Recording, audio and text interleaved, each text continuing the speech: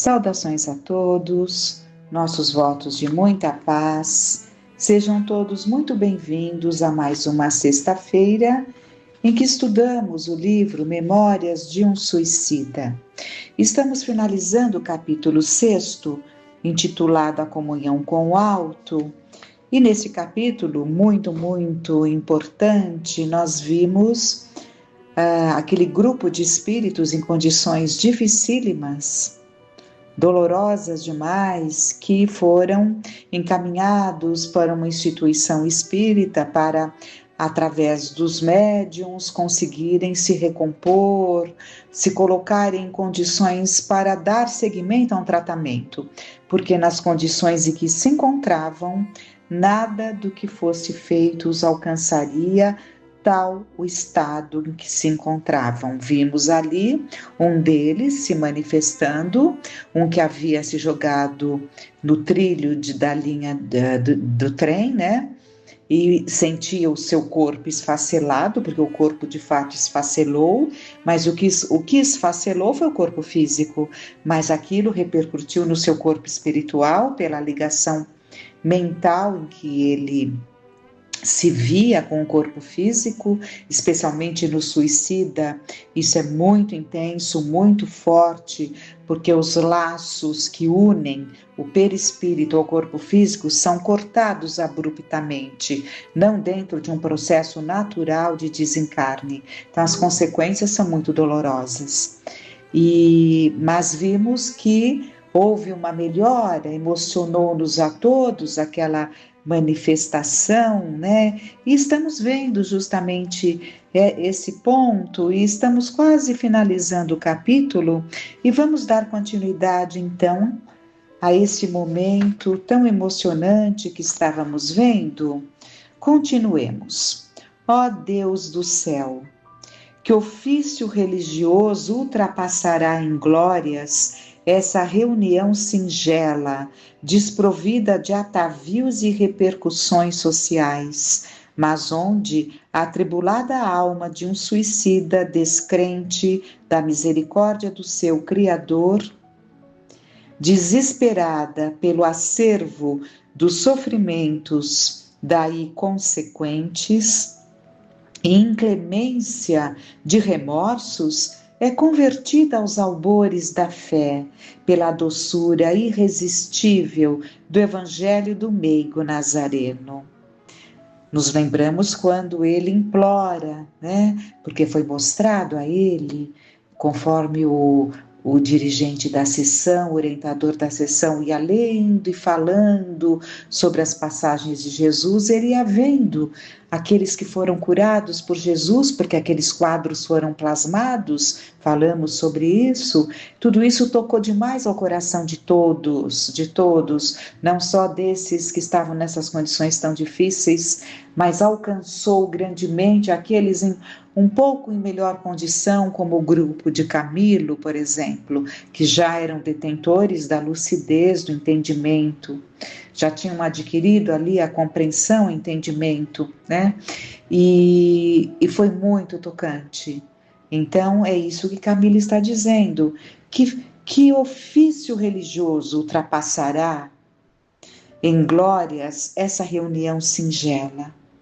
Que momento poderá ultrapassar as alegrias de ver, não é? Camilo nos relata, de vermos ali corações tão sofridos, de repente sentirem aquele bálsamo esfriando aquele fogo que arde de tanta dor em seus corações. Então, é um momento sublime, e quantas vezes vivemos isso nas experiências numa casa espírita.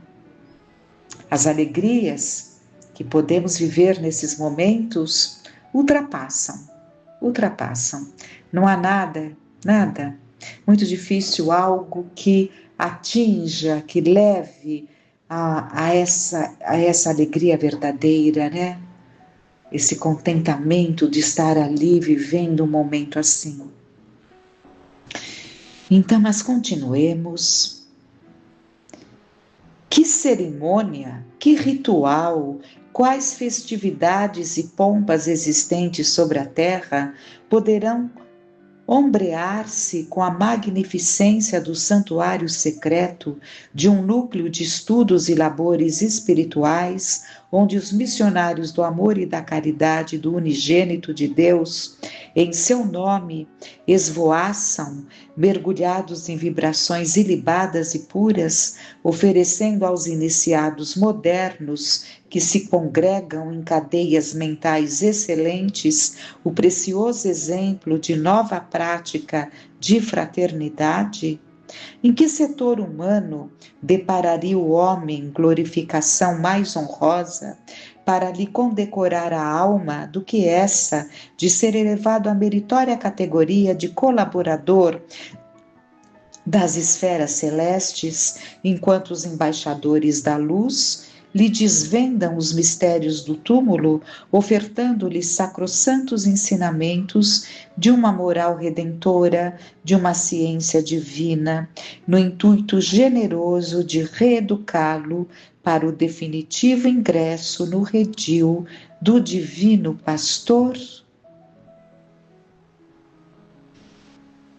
Não é?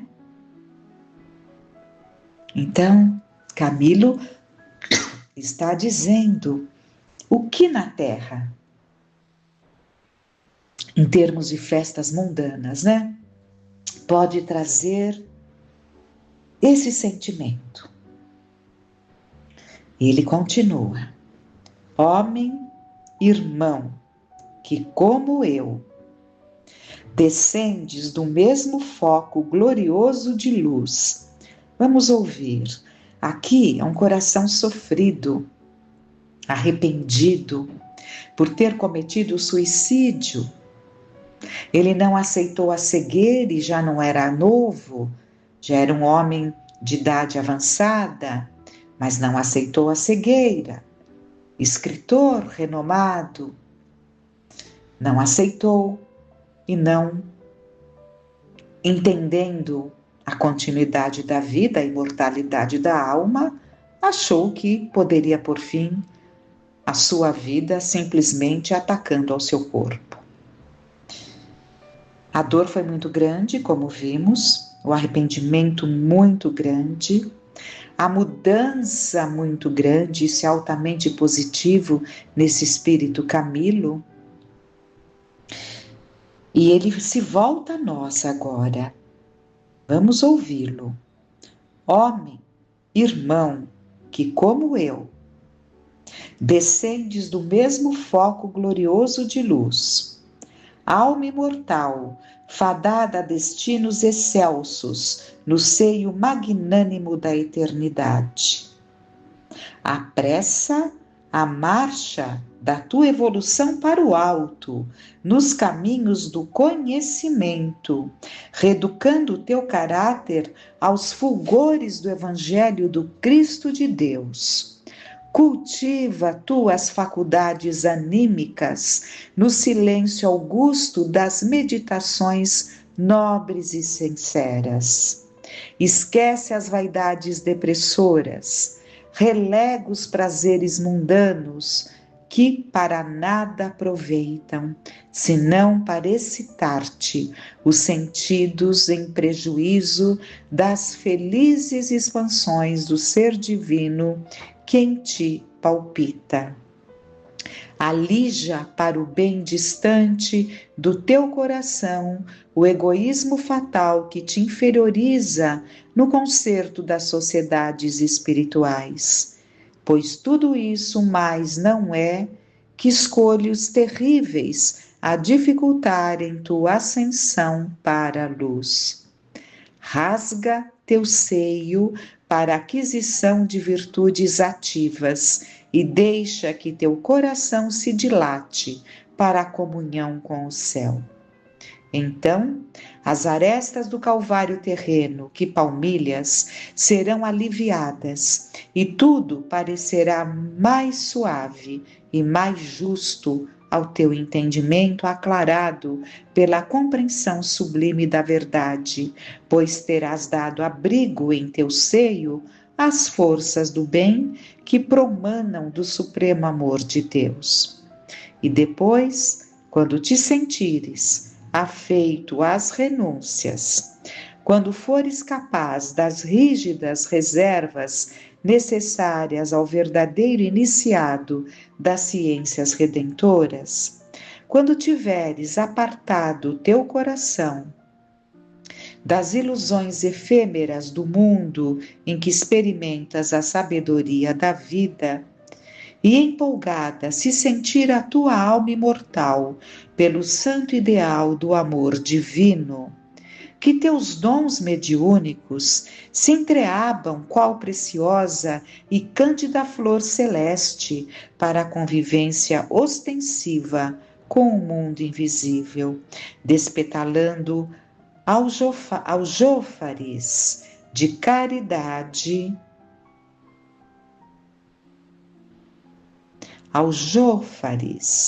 caridade, fraterna à passagem dos infelizes que não souberam a tempo se precatar, como tu, com as forças indestrutíveis que a alma fornece à ciência imarcessível do Evangelho do Cristo.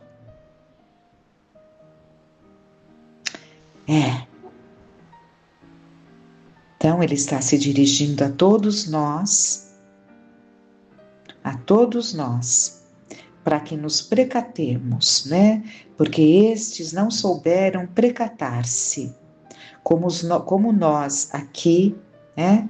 Encarnados, que Deus ajude a todos a afastar todo e qualquer pensamento de vida inútil, de inutilidade, de descrença, de que não vale a pena viver. Lembrando sempre que os pensamentos são muito sutis, mas eles vão crescendo, vão tomando forma, vão ganhando campo e, se não nos cuidarmos, muitas vezes perdemos o controle. E Camilo continua no capítulo 7º e ele intitula Nossos Amigos, os Discípulos de Allan Kardec. Então vamos lá. Nos intervalos que se seguiam de uma reunião à outra, porque eles ficaram aqui por um tempo, eles não vieram ali para uma reunião. Nós vimos que eles estudaram, pesquisaram várias instituições e foram peneirando e ficaram 3, não é isso?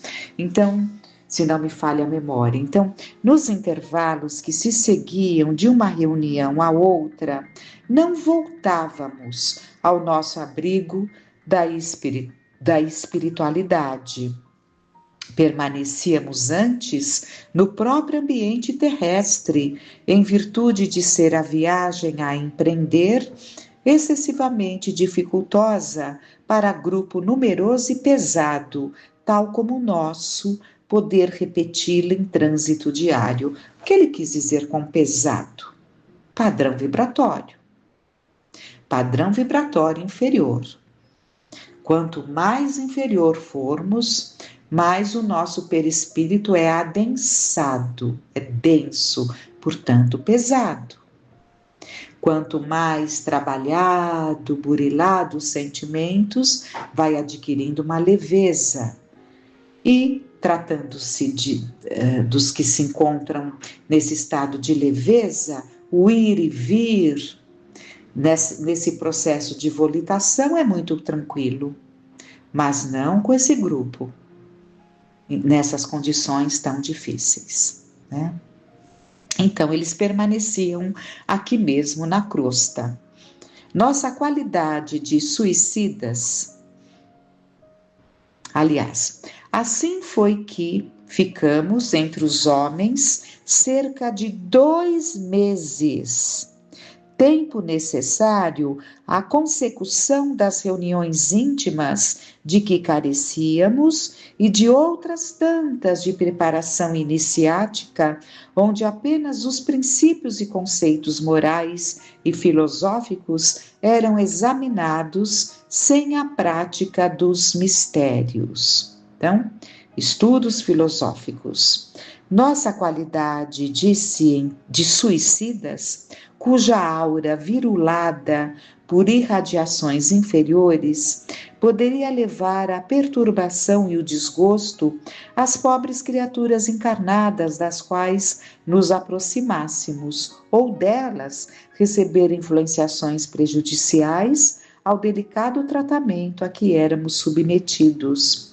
Inimbia-nos permanecer em quaisquer recintos habitados ou visitados por almas encarnadas. Então, vimos que, pela condição tão delicada deles, eles não estavam junto a encarnados, porque poderiam transmitir aquela falta de ânimo, de sentido para a vida, levando alguém que tivesse ali uma propensão à angústia, à melancolia, a sentir intensamente essa influenciação.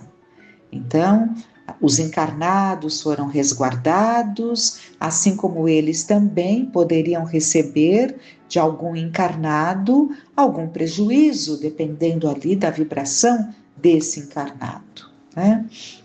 Então, os cuidados são tomados. Convém esclarecer que éramos entidades em vias de reeducação. Esse grupo, né, do qual Camilo pertencia, nós nos lembramos que eles sentaram-se ali nas arquibancadas que foram ali plasmadas, colocadas ali naquele espaço em que aconteceu aquela reunião mediúnica. Não é? E eles estavam em condições de entender, de ouvir, já estavam com posse de si mesmos, né, do raciocínio. Então, convém esclarecer, repetindo, que éramos entidades em vias de reeducação e, por isso mesmo, submetidas a regras muito severas de conduta, o que impedia de vivermos ao léu entre os homens, influenciando molestamente a sociedade terrena, coisa que fatalmente sucederia se continuássemos rebelados, recalcitrantes no erro. Éramos então conduzidos a locais pitorescos nos arredores das povoações em que nos encontrássemos, e onde se tornasse difícil o ingresso dos homens. Então iam para ambientes mais ermos, né? Bosques amenos, prados ensombrados por árvores frutíferas, colinas férteis e verdejantes, onde o gado saboreava a relva fresca de sua predileção. Tendas eram levantadas e aldeamento gracioso, invisível aos olhos humanos, mas perfeitamente real para nós outros, e a que doce poesia bucólica assinalava de matizes sedutores, surgia sob o zimbório eternamente azul dos céus brasileiros, onde o carro flamejante do astro-rei resplandecia com a pomba inigualável dos seus raios revigorantes.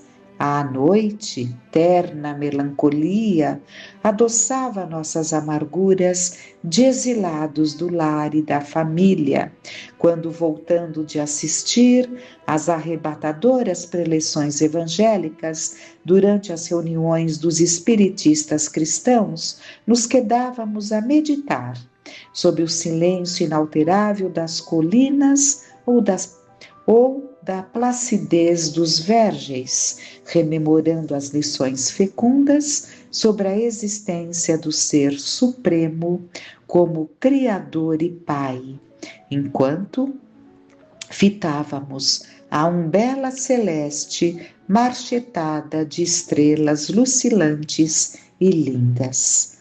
Profundas elucubrações, então, dilatavam nosso raciocínio, ao mesmo tempo que contemplávamos enternecidos, quais jovens enamorados, aquele espaço sideral arrastando a glória inavaliável com que o arquiteto supremo o dotou.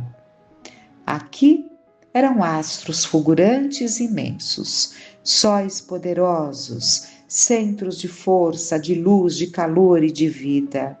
Além, mundos arrebatadores de beleza e grandeza inconcebível, cujo esplendor chegava até nossas vistas, de preceitos do mundo invisível, com amoroso aceno fraterno a afirmar que também eles abrigavam outras humanidades, almas nossas irmãs em marcha para a redenção, enamoradas do bem e da luz, e como nós, oriundas do mesmo sopro paternal divino, em que em nosso âmago sentíamos agora palpitar.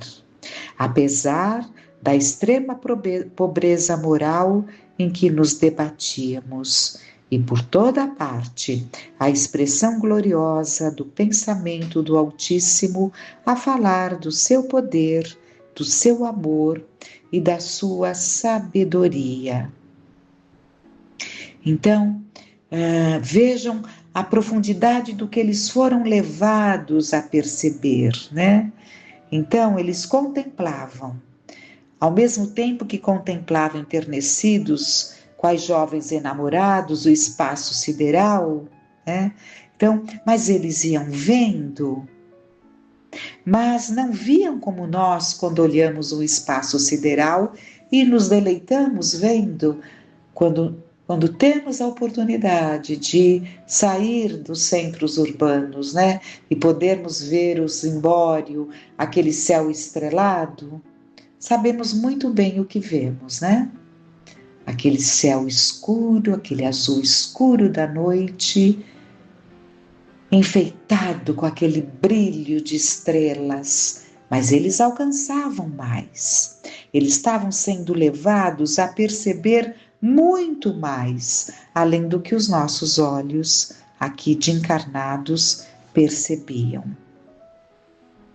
Não raramente, sob o sussurro mavioso das frondes que engrinaldavam aquelas colinas, ante as dúlcidas virações que refrescavam a noite clarificada pela refulgência dos astros que rolavam pela imensidão, nossos amigos, os discípulos de Allan Kardec, isto é, os médiuns, os doutrinadores, os evangelizadores, cujo altruísmo e boa vontade tanto contribuíam para alívio de nossas inquietações, visitavam-nos em nosso acampamento, pela calada da noite.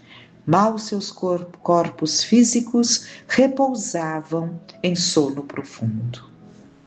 Então, nós sabemos, né, que o médium, quando ele é dedicado de boa vontade durante o sono, ele busca a continuidade do trabalho, né? Ele se liga, se conecta com o trabalho da casa em que ele moreja. E com isso, ele é levado, né, encaminhado para os trabalhos que continuam durante a noite. Então, é o que ele está dizendo. Esses amigos que ele tinha visto ali, né, na reunião mediúnica, e até eles durante o desprendimento da alma no processo do sono.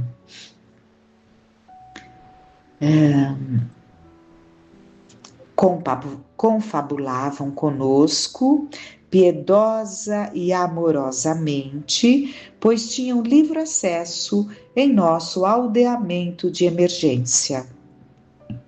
Ampliavam explicações em torno da excelência das doutrinas que professavam, revelando-se respeitosos crentes na paternidade de Deus, na imortalidade da alma e na evolução do ser para o seu todo-poderoso Criador. Grandes entusiastas da fé concitavam-nos ao amor a Deus, à esperança na sua paternal bondade, à confiança no porvir por ele reservado ao gênero humano, à coragem para vencer como bases inalienáveis de serenidade no grande esforço pelo progresso. Afiançavam ser todos eles atestados insofismáveis, patéticos da excelência dos ensinos filosóficos ministrados pela doutrina de que eram filiados, doutrina cujas bases, assentadas na moral grandiosa do divino modelo e na ciência do invisível, transformara-os em rijas fortalezas de fé, capazes de resistirem a toda e qualquer adversidade com ânimo sereno, mente equilibrada e sorriso nos lábios, estampando o céu que traziam em si mesmos, graças aos conhecimentos superiores que tinham da vida e dos destinos humanos. Expunham então, cheios de eloquência, os ardores da adversidade com que muitos deles lutavam.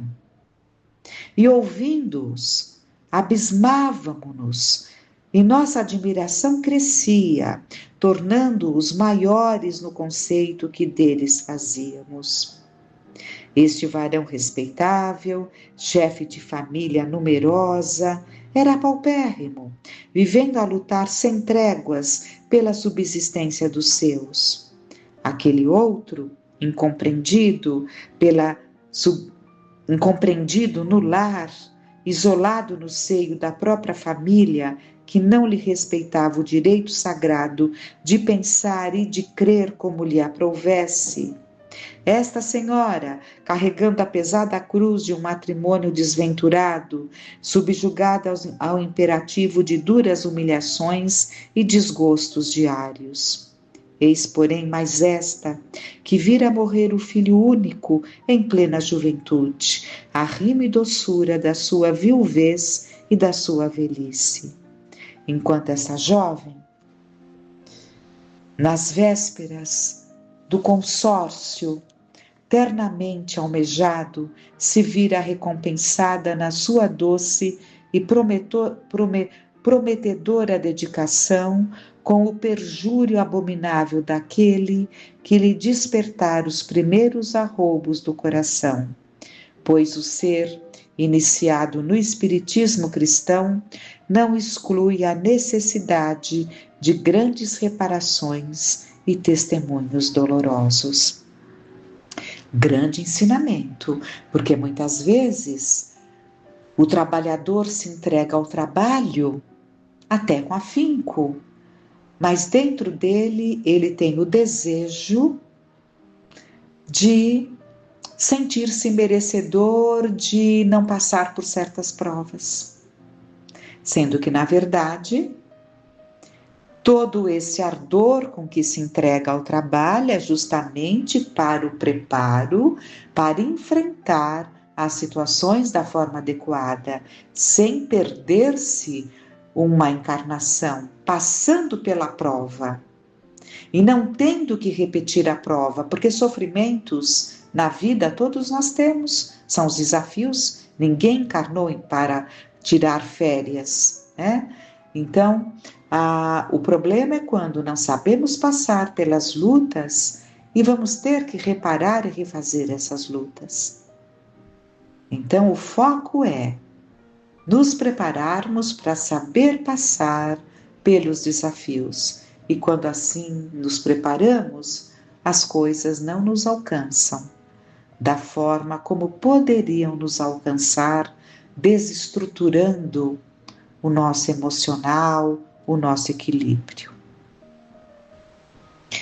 Então, no entanto, a serenidade, a paciente conformidade presidiam a tais choques em seus corações. Haviam se voltado confiantes para o seio amorável de Jesus, fiéis ao convite terno que lhe conheciam permanente. Abriram os corações e o entendimento às doces influências celestes, alcandorando-se aos influxos assistenciais de seus guias instrutores. E agora marchavam confiantes, demandando o futuro, certos da vitória final. Fiquemos por ora com essas profundas reflexões e que esses exemplos nos inspirem, que o aprendizado, quando detectamos esses exemplos, como vimos aqui, de pessoas que tinham ali dentro delas esse propósito do bem, que possamos nos inspirar. Sejam essas pessoas as nossas pessoas que nos inspiram, Não nos afastemos daqueles que nos inspiram. É muito importante porque nós precisamos. Todos temos os momentos em que vacilamos, em que tememos, mas sempre há aquele alguém que pode nos levantar, nos estender a mão e dizer: vamos caminhar com confiança, confia, E é nessa vibração, então, que vamos rogar a Deus para que fiquemos em paz.